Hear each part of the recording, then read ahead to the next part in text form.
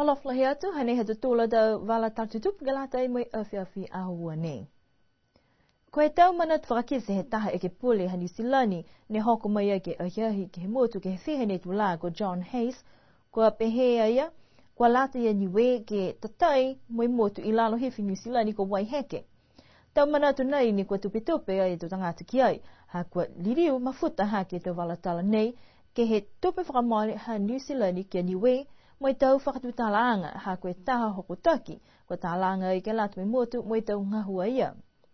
Pehe lilifu palimia he motu kua take tālangi. Tupe laha ia ha kua nākai whakatutala e komisi whiri nei he whakatuwhono ha New Zealand moi whakatuwhono ha niwe ke halo tōla tau manatu.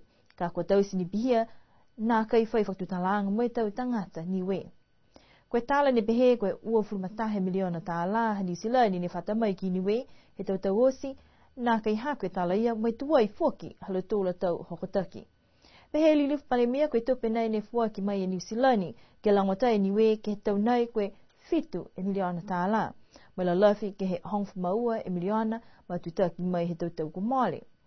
Pehe whakaia koe laulahi fuaki he tupe kua whakamali ki New Zealand ha koe tau koloa ta mai ni he motu ko New Zealand. Sili watu ni e tau tupe ki New Zealand.